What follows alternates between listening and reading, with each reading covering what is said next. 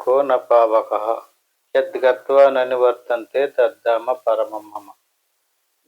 అంటే ఆ స్థితిని ఏదైతే ఉందది సూర్యుడు ప్రకాశింపలేడు, చంద్రుడు ప్రకాశింప చేయలేడు, అగ్ని కూడా ప్రకాశింప చేయలేదు అని దాని అర్థం. అంటే దీన్ని భాష్యంగా చెప్పారు. అంటే పరమపదముకు మోక్షం అందిన వారు మరలా జన్మకు రాదు. అంటే ఈ అనాత్మనంతటిని వేరుపరిచి తొలగించుకుని తన స్వరూపాన్ని పట్టుకున్నటువంటి వాడు, అదే మోక్ష స్థితి. దానికే కైవల్యం అని పేరు.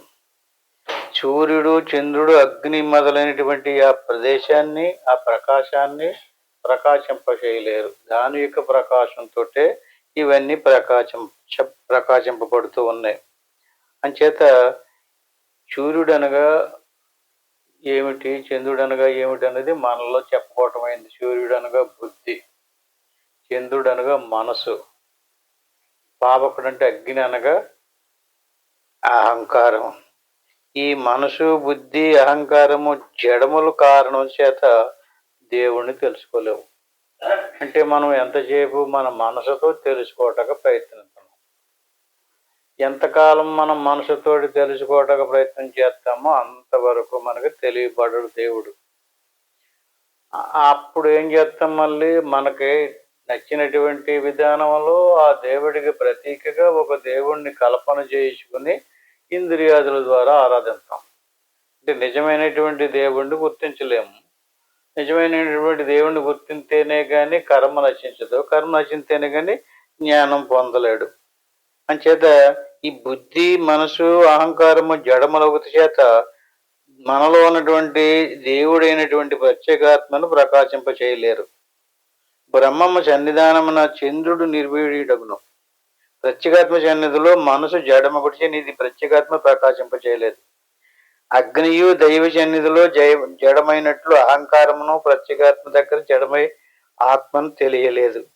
ఇట్లు సూర్య చంద్రాకునులచే బ్రహ్మమును లేక ఆత్మను తెలుసుకొనబడదు. దీన్నే నతద్వాసయతే సూర్యో నశశాంకో న పావక యద్గత్వా ననివర్తంతే తద్ధామ పరమం మమ. అది మన చోటు, అది మన అడ్రస్, అది మన స్థితి అన్నమాట. అటువంటి ఆ స్థితి ఏదైతే ఉందో దాన్ని ఇంకా చెప్తున్నాడు. మమైవాంశో జీవలోకో జీవబోధ సనాతన మనః షష్టానింద్రియాన్ని ప్రకృతిని స్థానికర్షతి. మనం పదే పదే ప్రశ్నలు వేస్తున్నాం. ఆ లోపల ఉన్నటువంటి ఆ ఈశ్వరాంశ స్వరూపమైనటువంటిది ఏదైతే ఉందో మమైవాంశో జీవలోకే జీవబోధ సనాతన, ఆ సనాతనుడైనటువంటి ఆ ఈశ్వరుడే, ఆ పరమాత్మే మనలో జీవుడిగా మమైవాంశో జీవలోకో జీవబోధ సనాతన జీవుడిగా ఉండడం జరిగింది. అయితే జీవుడిగా ఉన్నటువంటి వాడు తన స్వరూపాన్ని వదిలేసుకుని తనను తాను మరిచిపోయి ఈ బయటికి తిరిగి మనః షష్టానింద్రియాన్ని ప్రకృతిని స్థానికర్షిత. అంటే 6 ఇంద్రియాలని పట్టుకుని బయటకు వచ్చేసాడు. 6 మనః అంటే మనసుతో కూడి, చెవులు, శ్రోత్రము, త్వక్కు, చక్షు, జిహ్వాగ్రహణం, ఈ 5 అంటే జ్ఞానేంద్రియాలని 5 తీసుకుని కంటితోటి చూడడము, చెవుతోటి వినడము, వాక్కుతోటి మాట్లాడడము, ఇలాగా ఇంద్రియాదుల ద్వారా బయటకు వచ్చి ఏం తెలుసుకుంటున్నాడు? ఇంద్రియాల ద్వారా బయటకు వచ్చి ప్రకృతి స్థాని కర్షతి. దేవుణ్ణి తెలుసుకోవట్లేదు, ఆడు అనుకుంటున్నాడు అంతే. నేను దేవుణ్ణి తెలుసుకుంటున్నాను, దేవుడి కోసం ఏదో చేస్తున్నాను అంటున్నాడు. ఏమన్నాడు ఇక్కడ? జీవుడు లోపల ఉన్నటువంటి దేవుడు ఇంద్రియాదులతో మిశ్రమయ్యి ఇంద్రియాదుల ద్వారా బయటకు వచ్చి ప్రకృతిని తెలుసుకుంటున్నాడు. ప్రకృతి ఎందులో విషయాదులను తెలుసుకుంటున్నాడు. వాటికి అలవాటు పడిపోడు. ఆ విషయాలు, కొన్ని విషయాలు రుచికరంగా, కొన్ని విషయాలు సుఖకరంగా ఉండడం వల్ల మళ్ళీ మళ్ళీ వచ్చినప్పుడల్లా అదే విధానంలో ప్రకృతి స్థానికర్షతి, ప్రకృతి విషయాదులకు ఆకర్షించబడి అలవాటు పడిపోడు. ఇతనికి ఏం కావాలి? మోక్షం కావాలా? మోక్షం కావాలంటే లోపలికి తిరగాలి. లోపల తిరగకుండా ఏం చేస్తున్నాడు? బయటకు వస్తున్నాడు. మనశ్శష్టానింద్రియాన్ని బయటికి ఎలా వస్తున్నాడు? స్వరూపం తిన్నగా బయటకు వచ్చేయడం కుదరదు, ఇంద్రియాదుల ద్వారా రావాలి. ఏదైనా చూడాలనుకుంటే కంటితోటి చూస్తాం, వినాలనుకుంటే చెవితోటి వింటాం. అంటే ఈ రకంగా ఇంద్రియాల ద్వారా బయటకు వచ్చి చేస్తున్నాడు. అంచేత అసలు ఈ జీవుడు అంటే ఏంటి అన్నది మనం పదే పదే చాలా చాలా సార్లు చెప్పుకోవడం జరిగింది. అంటే ప్రకృతి రెండు రకాలు, తామసము, రాజసము, సాత్వికని మూడు రకాలు. ఈ సత్వగుణంతో రజోగుణంతో నిర్మితమైనటువంటి ప్రాణాలు అంతరేంద్రియాలు ఉన్నాయి. శరీరమేమో తమో గుణంతో నిర్మితమైంది. ఇది 25 తత్వాదులతో కూడుకున్నటువంటి క్షేత్రం. క్షేత్రజ్ఞం క్షేత్రమం చెప్పుకోవటం వచ్చాం. 25 తత్వాలతో కూడుకున్నటువంటి శరీరానికి ప్రపంచం అని పేరు. ఇదే లోకం, భూలోకం అంటే. భూలోకం అంటే ఈ లోకం కాదు, మన శరీరమే, స్థూల శరీరమే భూలోకం. ఈ భూలోకంలో ఈ స్థూల శరీరం అనేటువంటి భూలోకంలో సూక్ష్మ శరీరం ఉంది. సూక్ష్మ శరీరానికి జ్ఞానేంద్రియాలు 5, కర్మేంద్రియాలు 5, అంతరేంద్రియాలు 4, పంచప్రాణాలు 5, 19 తత్వాలతో కూడుకున్నటువంటి సూక్ష్మ శరీరం. ఈ సూక్ష్మ శరీరం శుద్ధమైతే మాయ అంటారు, మలినమైతే అవిద్య అంటారు. ఇది మనకు సరిగ్గా తెలియాలి. అంటే సత్వగుణం నిర్మితమైనటువంటిది కనుక, శుద్ధమైనటువంటిది కనుక అందులో బ్రహ్మము యొక్క ప్రకాశం ప్రతిబింబించింది. ఆ ప్రతిబింబించినటువంటి ప్రతిబింబానికి చిదాభాస అని పేరు. అంటే ఇప్పుడు ఈ ప్రతిబింబించడానికి కారణమైనటువంటి వస్తువు ఎందులో ఉంది? ప్రత్యేగాత్మలో ఉంది. మన స్వరూపం ప్రత్యేగాత్మ. మన స్వరూపంలో ఉన్నటువంటి ప్రత్యేగాత్మలో ఏముంది? సూక్ష్మ శరీరం ఉంది. ఇప్పుడు సూక్ష్మ శరీరంలో బ్రహ్మము యొక్క ప్రకాశం ప్రతిబింబిస్తుంది. ఇది మీకు అర్థమవడానికి ఇప్పుడు కుండ ఉంది, ఘటం, దీని స్థూల శరీరం అందాం. ఇప్పుడు ఈ స్థూల శరీరంలో ఏముంది? ఖాళీ. కుండలో ఏముంది? ఖాళీ ఉంది. కుండకి వెలుపులో మళ్ళీ ఖాళీ ఉంది. ఎన్ని ఖాళీలు? 2 ఖాళీలు. కుండకి బయటకి మహాకాశము, కుండకి లోపల ఉన్నటువంటి ఖాళీ ఘటాకాశం. ఇప్పుడు ఈ కుండలో ఉన్నటువంటి ఖాళీలో నీళ్లు పోసాం. నీళ్లు పోసినప్పుడు నీటిలో బయట అంతటా ఉన్నటువంటి ఆకాశం ప్రతిబింబిస్తుంది. ఇప్పుడు ఎన్ని ఆకాశాలైనవి? మహాకాశం, ఘటాకాశం, మహాకాశపు ప్రతిబింబము. ఎన్ని? 3. అంటే ఇప్పుడు దీంట్లో ఈ 3 ఎందుకు వచ్చినాయి? కుండ వల్లేమో ఘటాకాశం వచ్చింది, నీటి వల్లేమో ప్రతిబింబం వచ్చింది.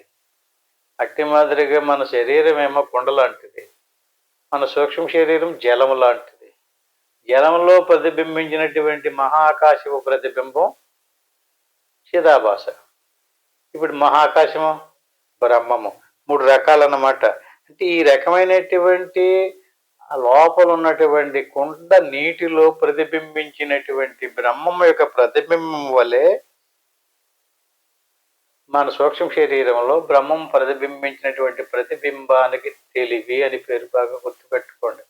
ఈ తెలివే అడ్డం. ఇదే జీవుడు. అందరికీ తెలివి ఉంది కదా, తెలివి లేనివాడు అంటే కోపం కూడా పడుతున్నాం కదా. లేదా ఆ తెలివే జీవుడు. జీవుడు అన్నప్పుడు ఏమేమి వచ్చినాయి అంటే ప్రతిబింబం వచ్చిందండి. ప్రతిబింబం వచ్చినప్పుడు ఏమేమి వచ్చినాయి?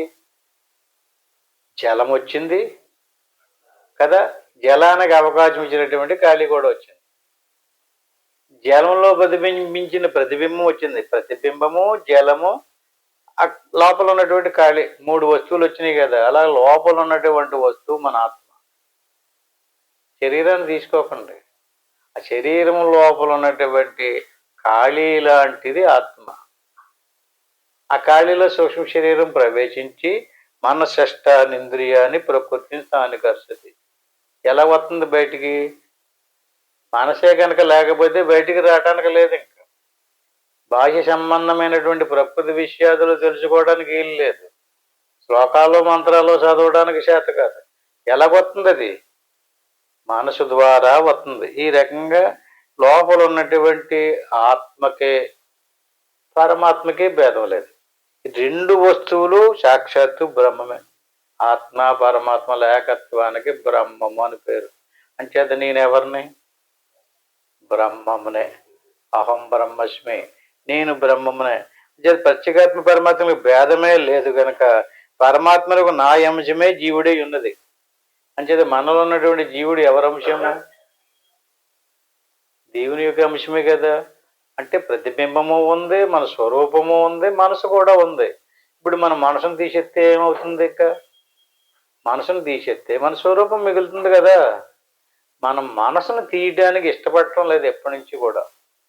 మనసుతోటి తెలుసుకోవడానికే ప్రయత్నం చేస్తున్నాం. పదే పదే పదే మనసును ఉంచుకుని మనసు ద్వారా నాకు అలాగిష్టం, నాకు ఇలాగిష్టం అంటూ మనసు ద్వారా ఒక ప్రపంచాన్ని తయారు చేసుకుంటాం. అలా మన లోపల తయారు చేసుకున్నటువంటి జీవుడు కల్పించుకున్నటువంటి ప్రపంచానికి ప్రాతిభాషిక జగత్తు అని పేరు. అలాగే ఈశ్వరుడు కూడా కల్పించాడు ఈ జగత్తుని.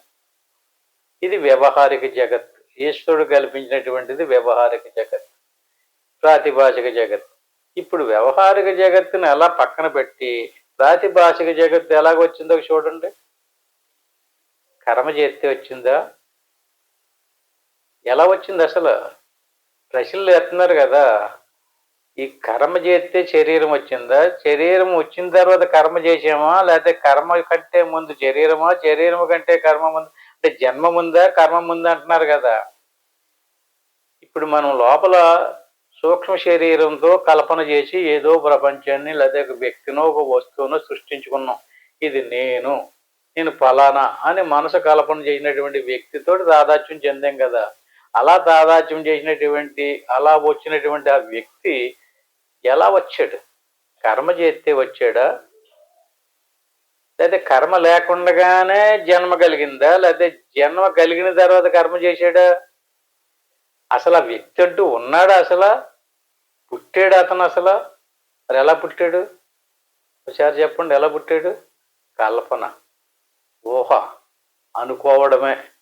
అట్టి మాదిరిగానే ఇక్కడ మనం ఎలాగైతే అనుకుంటున్నామో సేమ్ టు ఈశ్వరుడు తన యొక్క సంకల్ప బలంతో ప్రపంచాన్ని సృష్టిస్తున్నాడు. దానికి ఒక ఆధారం కట్టలేదు. ఈశ్వరుడే ఆధారం, కర్త. అంటే సంకల్ప ప్రభావం వల్ల వ్యవహారిక జగత్తు, ప్రాతిభాషిక జగత్తు. అంచేత జీవుడు అంటే జీవునికి వాచ్యార్థము, లక్ష్యార్థము అని రెండు రకాలు. వాచ్యార్థం అంటే శరీర ప్రాణ మానసాదులతో కూడుకున్నటువంటి చిదాభాషుడు. లక్ష్యార్థంలోనూ శరీర ప్రాణ మానసాదుల కంటే వేరుగా ఉన్నటువంటి బ్రహ్మమే జీవునికి లక్ష్యార్థం. వాచ్యార్థములో అంటే అజ్ఞానంలో ఉన్నప్పుడు, అంటే శరీర భావనలోకి వచ్చినప్పుడు అజ్ఞానం వచ్చింది.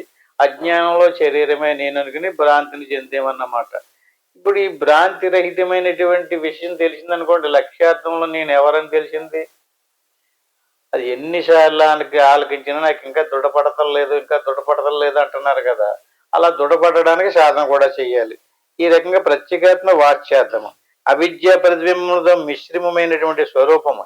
ఇటు జీవుడు జీవలోకముకు స్థూల సూక్ష్మ కారణ శరీరము చేరుకుని త్రిగుణాత్మకమైన ప్రకృతి యందు జ్ఞానేంద్రములు ఐదింటిని మనసును కూడా ఆకర్షించున్నాడు. జీవుడే ఆకర్షింపకుండా ఇంద్రియ మనంబులు నిశ్చేతనమవును. అంటే వినేదానికి కానీ చూసేదానికి కానీ వెనకాల మన స్వరూపం దానికి అటాచ్మెంట్ అవ్వకపోతే అది మనం వినబడదో కనబడదో తెలియబడదు. అంటే అక్కడ మనం దాంట్లో లీనం అవుతున్నాం. అంచేత అలా మనం లీనం అవ్వకుండా దాంతో మనం ఆకర్షించబడకుండా దాంతో సెపరేట్గా ఉండినట్లయితే ఈ రకంగా ఏమవుతుంది? జడమలై పడి ఉండవలసిందే. జడం అంటే తెలుసుకోలేనటువంటి జడ వస్తువు. ప్రకృతి శుద్ధమైనదిగా ఉన్నప్పుడు మాయ అనియు, మలినమైనదిగా ఉన్నప్పుడు అవిద్య అని వాటికి పేరు. అంటే మలినమై అవ్వడం వల్ల జీవుడు అయ్యాడు. అదే మనసు శుద్ధమైందనుకోండి, ఈశ్వరుడు అవుతాడు. ఈశ్వరుడన్నా జీవుడన్నా ప్రత్యేగాత్మ పరమాత్మ. అంటే మాయ శుద్ధమైనటువంటి దాన్ని మాయ అంటారు, మలినమైనటువంటి దాన్ని అవిద్య అంటారు.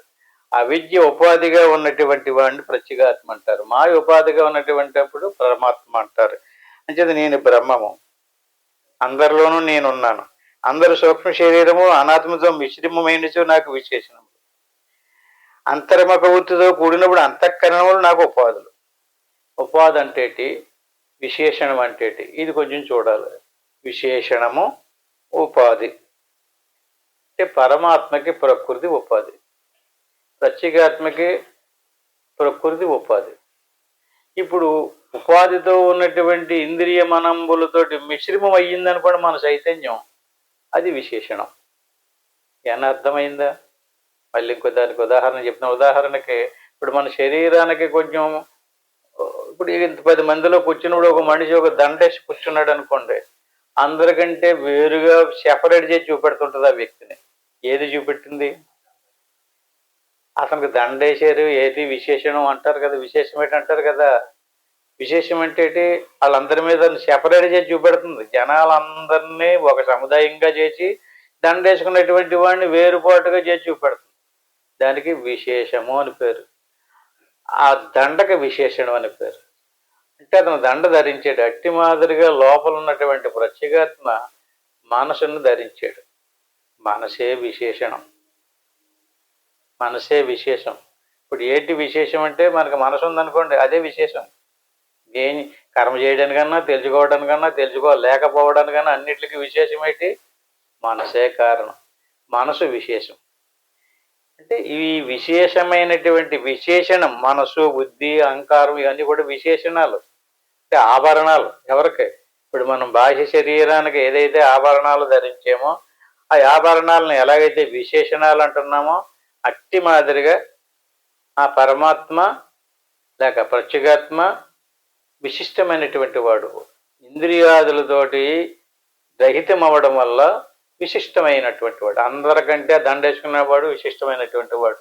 అట్టి మాదిరిగా ఉపాధి. ఉపాధి అంటే ఏది? విశేషణం అంటే ఏంటి? ఉపాధి అంటే అదే మన అంతర్ముఖ వృత్తితోటి లోపలికి వెళ్ళామనుకోండి, అప్పుడు మనసు, బుద్ధి, అహంకారాదుల్ని వదిలి వేరుపాటుగా అయ్యామనుకోండి, ఆ వేరుపాటుగా అయినప్పుడు ఏమైంది? అది ఆ మనసు ఉపాధి అయింది. ఉపాధి అంటే ఏంటి? మన వస్త్రాదులు ఎలా ఉపాధో మనసు, బుద్ధి, ఇంద్రియాదులు మనకి ఉపాధులు అవుతున్నాయి. ఉపాధులు అవి వాటితోటి మనం కలిపితే విశేషణాలు. ఎప్పటికైనా ఏమన్నా అర్థమైందా? అంతర్ముఖ వృత్తికి తిరిగితే ఉపాధి ఏది? ఈ మనసు ఉపాధి అయిపోద్ది. లోపలికి వెళ్ళామనుకోండి, లోపలికి శరీరం ఒక ఉపాధి, మనసు ఒక ఉపాధి, ఇంద్రియాలు ఒక్కొక్క ఉపాధి. ఎప్పుడు? అంతర్ముఖ వృత్తితో మన స్వరూపాన్ని మనం తెలుసుకుని ఉన్నప్పుడు ఉపాధి. మన స్వరూపాన్ని వదిలేసి ఇంద్రియాదుల ద్వారా బయటకు వచ్చామనుకోండి, అవే ఇంద్రియాదులు విశేషణాలు, ఆభరణాలు లాంటివి అన్నమాట. మన స్వరూపానికి తగిలించుకున్నటువంటి మనసు ఒక ఆభరణం, బుద్ధి ఒక ఆభరణం, ఆ కరణాలు అంటారు, అట్లా పనిముట్లు అంటారు, ఇవన్నీ కూడా విశేషణాలు. కన్ను ఒక ఆభరణం, చెవు ఒక ఆభరణం, మనసు ఒక ఆభరణం, ఇవన్నీ విశేషణాలు. మరి ఈ కన్ను, మనసు, బుద్ధి, ఇంద్రియాదులన్నిటిని దాటిపోతే మన స్వరూపాన్ని మాత్రమే పట్టుకున్నప్పుడు ఈ కన్ను, ఈ మనసు, ఇంద్రియాదులు ఏమైనాయి? విశేషణాలు కాకుండా జడాలైపోయి పడున్నాయి. సమాధిలోకి వెళ్ళినప్పుడు ఇవి ఏమీ తెలుసుకోకుండా జడముగా పడి ఉండినప్పుడు అది ఉపాధి. అంటే ఇప్పుడు దాకా మనం ఉపాధిగా ఎప్పుడూ చేసుకోవటం లేదు, విశేషణాలుగానే ఉపయోగించుకుంటున్నాం. వాక్కు ఉందంటే గొప్పగా ఏయో చదవడానికి చూస్తాం, మనసు ఉంటే ఆలోచించడానికి చూస్తాం, ఇంకా అవయవాలు ఉంటే ఏ అవయవాన్ని దేనికి ఉపయోగించబడతాయో ఆ పని చేయడానికి ఉపయోగించుకుంటున్నాం. అంటే అవన్నీ ఏమైనా విశేషణాలు అన్నమాట. జీవుడికి ఈ కరణాలన్నీ కూడా విశేషణాలు. విశేషణాలతో కూడిన జీవుడు విశిష్టం. ఉపాధితో కూడుకున్నటువంటి జీవుడు ప్రత్యేగాత్మ. చేత మనం జీవుడుగా ఎప్పుడు అవుతున్నాం? విశేషణాలతో మిశ్రమమైనప్పుడు జీవుడు అయ్యాం. విశేషణాలను వదిలి సూక్ష్మ శరీరాన్ని వదిలి, అంటే బ్రహ్మపు చిదాభాసయు కలి జీవుడు, నా అంశమే జీవుడు. జీవలోకమున 2 ప్రకృతులందును జ్ఞానేంద్రియ మానసములు ఉన్నవి. జీవుడు ఇంద్రియములను ఆకర్షించి విషయానుభూతిని అందుచున్నాడు. జీవ చైతన్యాకర్షే నీ ఇంద్రియములు చైతన్యవంతముల వల్లే కనిపిస్తున్నాయి. ఈ ఆకర్షణ లేనిచే నీవు జడాలే. అవిద్యను బట్టి మనలోని ప్రకృతి అపర, విద్యను బట్టి మనలోని ప్రకృతి పర. ఈ రకంగా మన అంతర్ముఖ వృత్తికి తిరిగినప్పుడు అంతఃకరణం శుద్ధమైతే దానికి పరాప్రకృతి అని పేరు. అదే ప్రకృతి బయటికి తిరిగితే అపరాప్రకృతి. పరావిద్య, అపరావిద్య అని పేరు వీటికి. అంటే అపరావిద్య బంధింతది, పరావిద్య దేవుడి దగ్గరికి తీసుకెళ్ళి సహాయపడుతుంది. అంచేత మనం అంతర్ముఖ వృత్తితో తిరిగి కోలి అపరాకృతి పరాప్రకృతిగా పరిణామం చెందుతుంది. పరాప్రకృతి కూడా ఊడిపోయి ఉపాధి అవుతుంది. అప్పుడు ప్రత్యేగాత్మ పరమాత్మ లేకత్వమైనటువంటి బ్రహ్మమును మనం గుర్తించగలుగుతాం. ఈ బ్రహ్మమే శరీరం యదవాప్నోది యచ్చాపృతిగా మతీశ్వర గృహీద్వైతాన్ని సమయాతి వాయుర్గంధ నివాసేత. అంటే అవిద్యోపాధిని బట్టి ప్రత్యేగాత్మక జీవుడని పేరు. కారణ శరీర స్థానమున అనబడు అగ్ని స్థానమే అవిద్యా నిలయం. అంటే కంటితోటి చూస్తున్నాం. ఈ కొన్నే అవిద్యకి మూలస్థానం. శుద్ధ శాస్త్ర వృత్తికి తురియ వృత్తి గల మాయోపాధిని బట్టి ప్రత్యేగాత్మ కంటే వేరుగానటి పరమాత్మకు ఈశ్వరుడు అని పేరు. పృథివీ స్థానముకు మహాకారణ స్థానమే ఈశ్వర స్థానం. ఈశ్వర స్థానము అంటే మహాకారణ స్థానం అన్నారు. అంటే ఎక్కడైతే శ్వాస ఆడుతూ ఉందో ఆ శ్వాస ఆడినంతసేపు తెలివి ఉంటుంది. శ్వాస ఎక్కడి నుంచి ఆడుతుందో దానికి మహాకారణ స్థానం అని పేరు.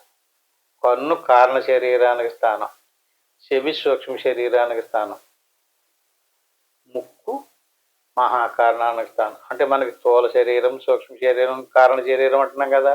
కారణ శరీరానికి స్థూల శరీరానికి స్థానం నోరు. నోరు పుట్టేసామనుకోండి, స్థూల శరీరానికి ఆహారం వెళ్ళి పని లేదు. ఇంకా ఏమవుతుంది అక్కడ? బలహీన పడిపోతుంది. స్థూల శరీరాన్ని బలహీనపరచాలంటే ఏదైనా ఉపాయం చెప్పండి అన్నారు అనుకోండి, నోరు మూసి కూర్చుంటే చాలంతే, ఏమి చేయక్కర్లేదు. కానీ నోరు మూసుకోలేడు. ఏ పదార్థం, ఆహారం, పానీయం ఏదైనా సరే ద్వారం ఏది? నోరు. నోరు ద్వారా వెళ్ళే స్థూల శరీరం వృద్ధి చెందుతుంది. అట్టి మాదిరిగానే దీనికి లోపల సూక్ష్మ శరీరం, కారణ శరీరం, మహాకారణ శరీరం అని 3 శరీరాలు ఉన్నాయి. సూక్ష్మ శరీరం వృద్ధి చెందాలి అంటే బాగా వినాలి. వింటే సూక్ష్మ శరీరం వృద్ధి చెందుతుంది. అదే కారణ శరీరం వృద్ధి చెందాలంటే బాగా చూడాలి. ఆ ఊళ్ళో ఎలాగుంది, ఈ ఊళ్ళో ఎలాగుంది, ఆ దేశం ఎలాగుంది, ఇలాగ దేశాలమ్మడా ఊళ్ళమ్మడా తిరుగుతుంటాడు కదా. ఆడికి ఇంకెవడో చెప్పలేడు. ఎందుకని అన్నీ చూసి ఉంటాడు కదా. మరి అంత పరిజ్ఞానం. అలాగే అన్ని ఈయనున్నాడు అనుకోండి, అతనితోటి మనం మాట్లాడలేము. ఈ లోపల ఉన్నటువంటి స్థూల శరీరం మళ్ళీ తెలిసిపోతుంది ఇక్కడ బలంగా ఉందో బలహీనంగా ఉందో. సూక్ష్మ కారణ శరీరాల ఇందులో లోపల ఇంకో శరీరం కూడా ఉంది, మహాకారణ శరీరం. ఈ మహాకారణకి ఎవడైతే శ్వాస మీద మనసు పెట్టి లోపలికి అభ్యాసం చేస్తాడో మహాకారణ స్థానం వృద్ధి చెందుతుంది. మనం మహాకారణ స్థానాన్ని బలహీనపరిచేసి బక్క చిక్కినట్టుగా చేసేసాం. సూక్ష్మ కారణ శరీరాలను వృద్ధిపరుచుకున్నాం. స్థూల శరీరాన్ని కూడా ఎవడక్కలేదు బాగానే చూసుకుంటున్నాం. అంటే ఈ స్థూల సూక్ష్మ కారణ శరీరాలు మూడు శరీరాలు ఊడిపోతేనే మనకి మూడు వీదే మూలమేదిరు అక్కరు అని చెప్పేసి ఒక తత్వం ఉంది. 3 శరీరాలు ఉన్నాయి. 3 శరీరాలకి 3 అవస్థలు ఉన్నాయి. 3 అవస్థలకి 3 గుణాలు ఉన్నాయి. మూడు వీడే మూలమేదిరు అక్కరు. అక్క ఈ 3 ఎలా ఊడిపోతాయి, ఎలా వదిలిపోతాయి? జోడుబాయని అంశ చేరే జాడగాదట చెల్లెల. అంటే జోడు అంటే జత. ఏం చేయాలి? బయటికి వెళ్ళిపోయి మనసుని తీసుకొచ్చి శ్వాస మీద జత కట్టాలి. మనసు ఎంతసేపు ఏదేదో ఊహలో ఆలోచనలో చేస్తుంటుంది, లేదా చూడడానికి చూస్తుంది, లేదా వినటానికి చూస్తుంటుంది, లేదా పాడటానికి చూస్తుంటుంది. దేనితోటి జత కట్టదు? ఆమసతోటి జత కట్టదు. జోడుబాయని ఆమస చేరే జాడగాదట. ఆ జాడ, ఆ గుట్టు ఆమసను వదలకుండా పట్టుకుని ఉంటే ఈ మూడు ఊడిపోతాయట. అప్పుడు తెలివి పెరుగుతుంది. మహాకారణ స్థానం అంటే పృథివీ స్థానం. అంటే పృథివికి గుణం గంధం. గంధాన్ని గ్రహించేటటువంటి స్థానం గ్రహణం. ఇక్కడ ఉన్నాడు ఈశ్వరుడు. ఈశ్వర స్థానం ఇది. ఓం భూ అంటుంటాం కదా, మొదలవుతుంది ఏది? ప్రయాణం. ఈశ్వరుడిలోకి చేసే ప్రయాణం మొట్టమొదట ఓం భూ ముఖ్యమ చేసుకోమంటారు, లేదా ప్రాణాయామం చేయమంటారు. ఎందుకని ఏదో రకంగా లోపలికి తిప్పడానికి తీసుకెళ్లే ప్రయాణం అన్నమాట. ఈ రకంగా వాయువు ద్వారా ఇప్పుడు ఏం జరుగుతుంది? మనకి ఈశ్వర స్థానం లోపల ఉంది కదా. ఈ ఈశ్వరుడు వాయువునకు వాసనకు ఆధారమైనటువంటి పుష్పము నుండి ఎట్లు పుష్పము నుడిచి వాసన మాత్రమే తీసుకుని పోవచ్చున్నదో అంటే గాలి. ఈశ్వరుడు ఎక్కడున్నాడు? ముక్కు రంధ్రమందుండి పువ్వునందలు గంధాన్ని తీసుకుని పుష్పాన్ని వదిలేసి ఎలా ప్రయాణం చేస్తుందో వాయువు, అట్టి మాదిరిగా శరీరం యదవాప్నోతి యచ్చాపృత్గా మతీశ్వర. ఈశ్వరుడు ఏం చేస్తున్నాడంటే ఈ ముక్కు దగ్గరుండి ఈ గాలి అంటే ఊపిరి ద్వారా శరీరం యదవాప్నోతి, శరీరం పడిపోయింది. శరీరం పడిపోయినప్పుడు శరీరం యదవాప్నోతి యచ్చాపృత్గా మతీశ్వర గృహీత్వైతాను సంయాతి వాయుర్గంధ నివాసయాత్.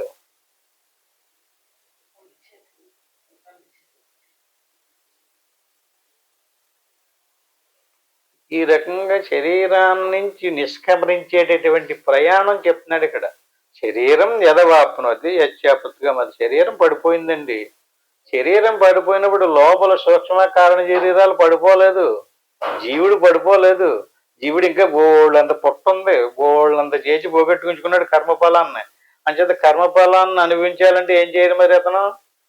ఇప్పుడు శరీరం ఏమో పనికిరాదు, ఇంకా కర్మఫలాన్ని అనుభవించలేడు, అయిపోయింది. ఇంకా అప్పుడు శరీరం ఎదవాపునది పడిపోయింది, కింద పడేశాడు. ఇంకా అప్పుడు అలా పడిపోయినప్పుడు ఆ శరీరమందలి జీవుణ్ణి ఈశ్వరుడు ముక్కు రంధ్రాల గుండా పుష్పాన్ని ఎలాగైతే వాయువు తీసుకెళ్తుందో అట్టి మాదిరిగా ఈశ్వరుడు గృహీత్వైతాని సమయాతి వాయురు గంధాన్ని శరీరం నుంచి తీసుకెళ్ళిపోతాడు.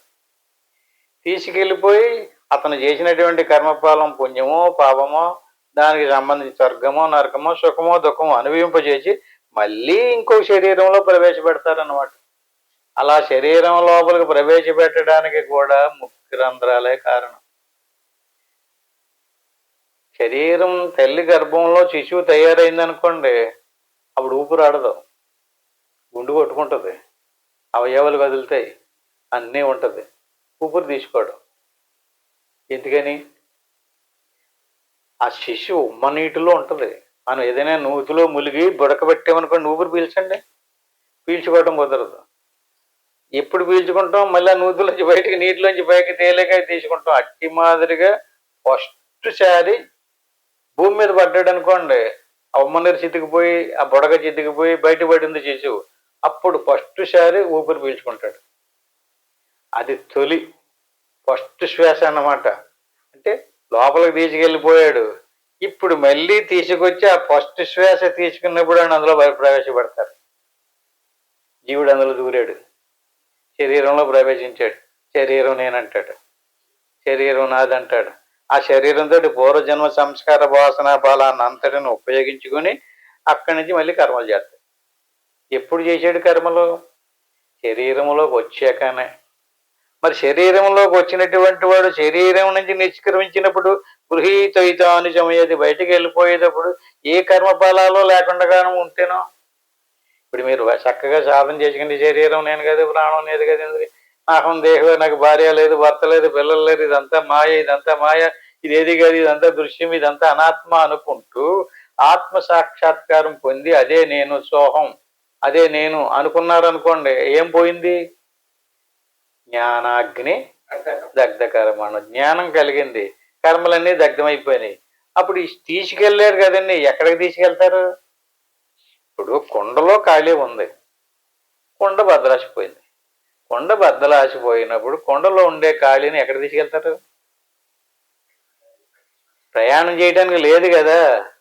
అందుకని చనిపోయినప్పుడు శవాన్ని దారిలో 3 దిక్కులు నింపుతారు. తర్వాత ఆ కట్టి మీద పడుకోబెట్టి కండ నిండా నీళ్లు పోసి 3 రౌండ్లు తిప్పుతారు. ఒక్కో రౌండ్కి ఒక్కొక్క అన్నం పెడుతుంటారు. ఎందుకని? ఎందుకు దింపారు అంటే 3 సార్లు దింపారు కదా. స్థూల సూక్ష్మ కారణ శరీరాలను దింపుకుని వెళ్ళరా నాయన. నువ్వు దింపుకోకుండా వెళ్ళిపోతే మళ్ళీ తీసుకొచ్చి ప్రవేశపెడతారు, మళ్ళీ ఇంకో కుండలో దింపుకుని వెళ్ళాలి. సరే, మరి కుండలో నీళ్లు పోసి చుట్టూ తిప్పారు కదా, దానికేంటి సంకేతం అంటే కొండకు నిండా నీళ్లు పోసారు, కొండ నిండాని. ఒక అన్నం పెట్టారు, తిరిగి రా బాబు అన్నారు, తిరిగి వచ్చాడు. మళ్ళీ ఇంకొక అన్నం పెట్టాడు, మళ్ళీ వెళ్ళి రమ్మన్నాడు, మళ్ళీ ఇంకొక అన్నం పెట్టాడు. 3 రౌండ్లు వెళ్ళిన తర్వాత వచ్చాడు. ఇంకేం చూడక్కలేదు, వెనక్కి తిరిగి పాడేసిపోమన్నాడు. చేస్తున్నాం కదా అదంతానే. ఎందుకు చేస్తున్నాం? ఎందుకు దింపుతున్నాం? ఎందుకు అన్నాలు పెడుతున్నారు? ఎందుకంటే మనకి బాల్యము, యవ్వనము, వార్ధక్యము 3 అవస్థలు ఉన్నాయి. బాల్యం అయిపోయింది. ఆటపాటలతోటో, అల్లరి చిల్లరలతోటో అదే ఎలాగ సుఖమో దుఃఖమో ఎలాగో అనిపించేసాడు. యవ్వనం వచ్చింది. అంటే బాల్యం అయిపోయింది అంటే ఒక కన్నం. కొంత నీరు గారిపోయింది అంటే ఆయుష్ పోయింది, కొంత ఆయుష్. ఇప్పుడు యవనంలోకి వచ్చాడు. ఈ యవనంలో ఉన్నటువంటి ఆయుష్ కూడా రెండో కన్నం ఇది అయిపోయింది. మూడోసారి వచ్చాడు, ఇంకొక అన్నం పెట్టాడు, తిరిగి వచ్చాడు. మళ్ళీ పెడతాడేమో అని చూస్తాడు. ఇంకెక్కడుందిరా, 3 కన్నాలు పడిపోయాక అప్పుడైతే వార్ధక్యం కూడా అయిపోయిన తర్వాత ఇంకేంటి పనికొత్తది శరీరం?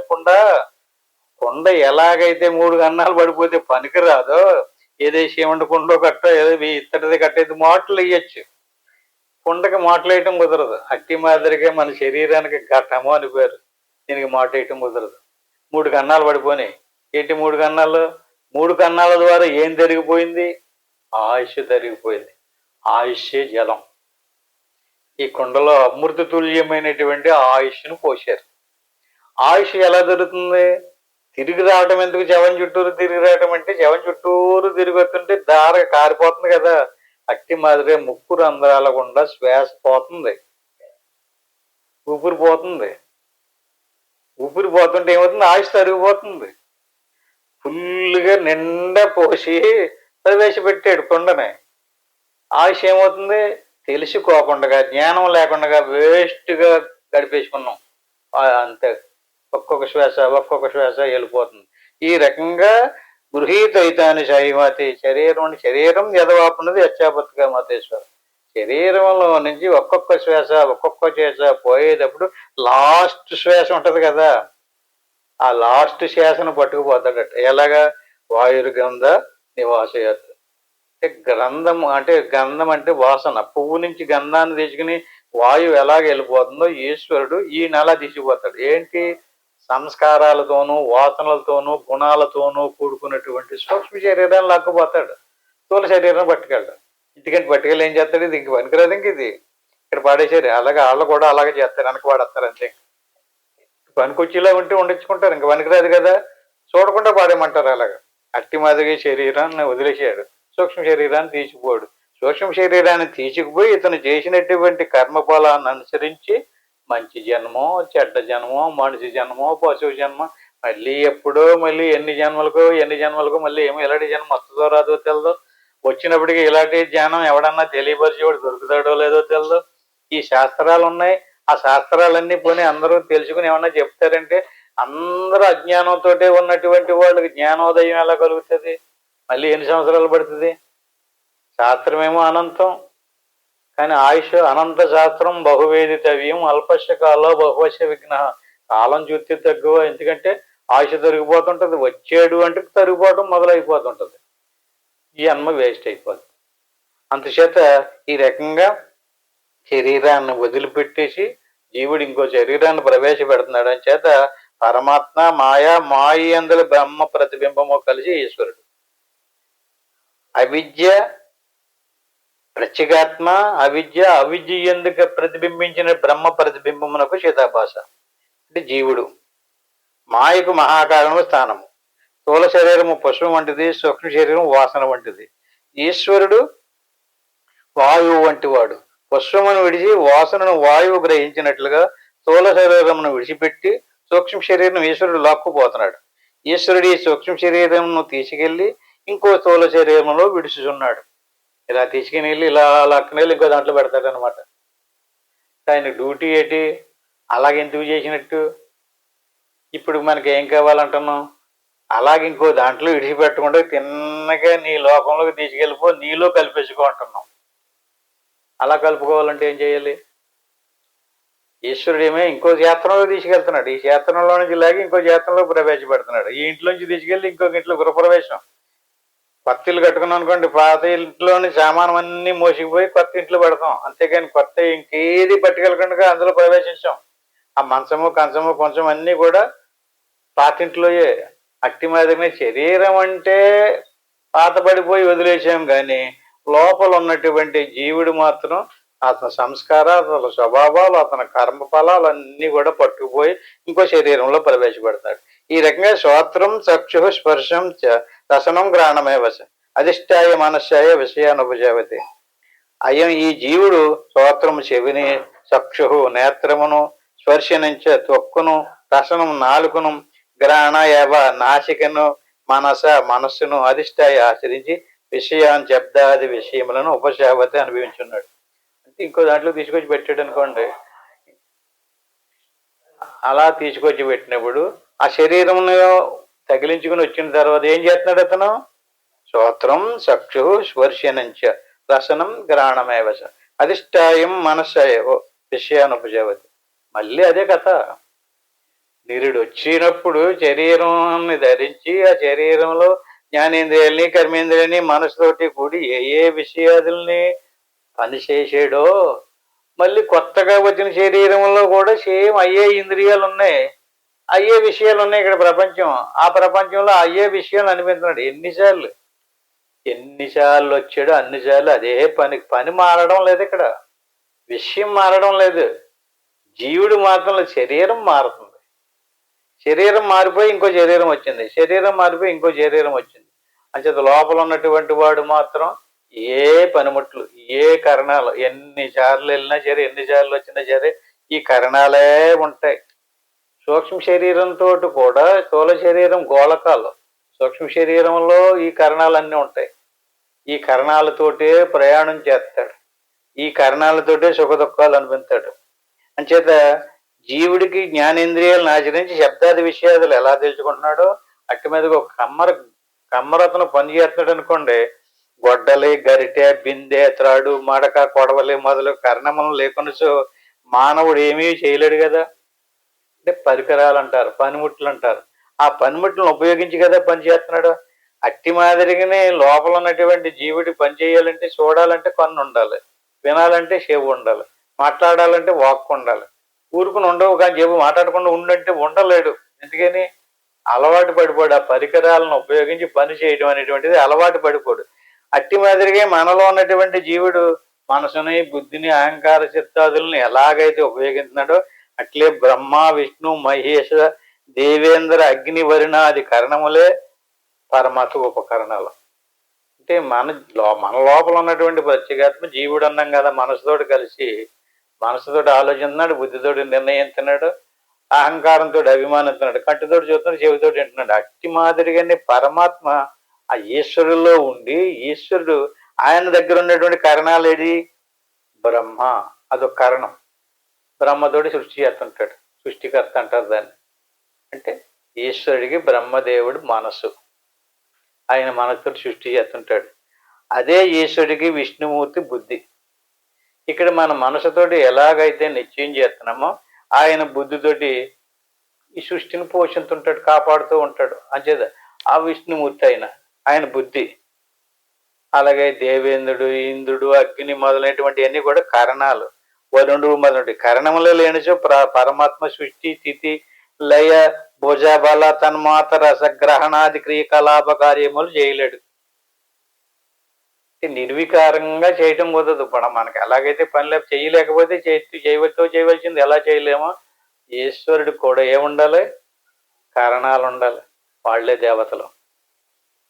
దేవేంద్రుడు ఒక కారణం, సూర్యుడు ఒక కారణం, చంద్రుడు ఒక కారణం. ఇవన్నీ కరణాల పనిముట్లు. ఈశ్వరుడి చేతిలో పనిముట్లు వాటిని సమిష్టి అంటారు. జీవుడి చేతిలో ఉన్నటువంటి పనిముట్లు వ్యష్టి అంటారు. ఈ రకంగా మనోబుద్ధి, అహంకార, వాణి, వాగ్యాది కర్ణములే లేకుండా ప్రత్యేగాత్మ సంకల్ప, నిశ్చయాభిమాన, క్రియ, సంభాషణ, రసన, గ్రహణాది కార్యములు చేయలేడు. అంటే వ్యష్టి, సమిష్టి బాగా గుర్తుపెట్టుకోండి. ఈశ్వరుడు సృష్టి చేస్తున్నాడు, జీవుడు సృష్టి చేస్తున్నాడు. ఈశ్వరుడు చేయటానికి ఈశ్వరుడి చేతిలోనే కరణాలు ఉండాలి. ఈశ్వరుడి చేతిలో ఉన్నటువంటి ఆ కరణాలకు దేవతలు అని పేరు. సరే, దేవుళ్ళు అనొచ్చు. బ్రహ్మ, విష్ణు దేవుళ్ళని అంటున్నాం కదా మనం. అది ఈశ్వరుడి చేతిలో ఉన్నటువంటి కరణాలు అన్నమాట, పనిముట్లు. బ్రహ్మదేవుడి ద్వారా ఒకటి, విష్ణుమూర్తి ద్వారా ఇంకోటి ఎలా చేస్తున్నాడు. అట్టి మాదిరిగా మనలో ఉన్నటువంటి జీవుడు మన మనసుని, బుద్ధిని, కరణాలను ఉపయోగించి పనిచేస్తున్నాడు. ఈ రకంగా కార్యములు చేయలేరు. జ్ఞానేంద్రియములు కరణములు అయికొని మనసు విషయములు జీవించుచున్నది. పంచేంద్రియాధిష్టానత్వముచే మనసు పంచ విషయములు అనిపించుచున్నది.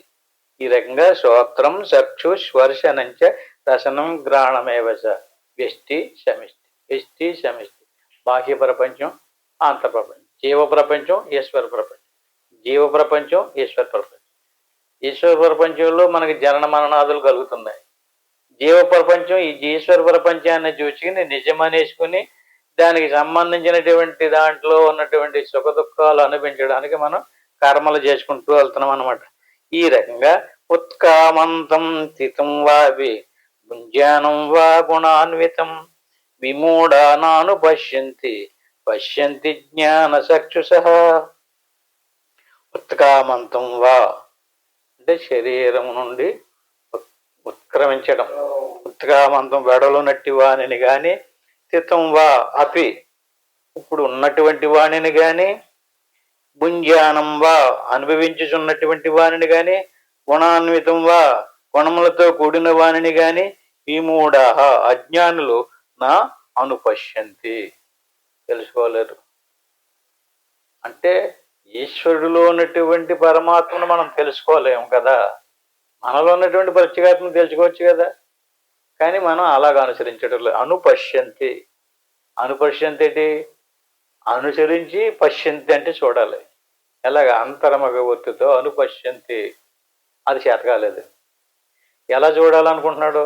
కంటితోటి చూసేయాలనుకుంటున్నాడు, నోటితోటి పొగిడేయాలనుకుంటున్నాడు, కాళ్ళు చేతులతోటి ప్రదక్షిణాలు చేసి దర్శించేసి ఆయన ఆ స్థితి పొందాలనుకున్నాడు. ఈ రకంగా చూడలేరు. జ్ఞాన చక్షుషః దానికి జ్ఞాననేత్రం కావాలి. అతను పండితుడా, పామరుడా, యోగ భోగ ఎలాంటోడు అనలేదు. ఎలాంటోడు కావాలి? పశ్యంతి జ్ఞాన చక్షుషః. జ్ఞాన చక్షువు ఉన్నటువంటి వాడే చూడగలుగుతాడు. జ్ఞాన చక్షువు లేనటువంటి వాడు చూడలేడు. బాగా దీన్ని మనం బాగా గుర్తు పెట్టుకోవాలి. చూడండి, ఉత్కామంతం స్థితం వాపి. ఈ శరీరం నుంచి వెళ్ళేవాడు ఎవరికన్నా కనపడుతున్నాడా? ఇంతమంది శరీరాల నుంచి వెళ్ళిపోతున్నారు కదా, వెళ్ళేవాడిని ఎవడన్నా చూశాడా? ఎవరికన్నా కనపడ్డా? కనిపించడం లేదు. పోనీ ఉన్నప్పుడు కనపడ్డా? పోనీ ఆయన వెళ్ళిపోయినప్పుడు కనపడతలేదండి మాకు. ఇప్పుడు ఉన్నాడు కదా, ఉన్నప్పుడు చూడాలి కదా. మరి అదేంటి? అదేమన్నాయం? లేకుండా రెండు కూర్చొని బోళ్ళంత గౌరవించేస్తున్నారు కదా. మరి ప్రతి వ్యక్తిలోని ఉన్నవాడిని ఎందుకు చూడలేదు? ఉత్కామంతం చిత్తం వాపి ఉన్నాడు. భుంజానం వా అనుభవిస్తున్నాడు. విషయాదులను అన్నిటిని కూడా అనుభవిస్తున్నాడు, మాట్లాడుతున్నాడు, చూస్తున్నాడు, చేస్తున్నాడు కదా. గుణాన్వితం రకరకాల గుణాలతో కూడుకుని ఉన్నాడు, రకరకాల స్వభావాలతో కూడుకుని ఉన్నాడు, రకరకాల వాసనలతో కూడుకున్నాడు.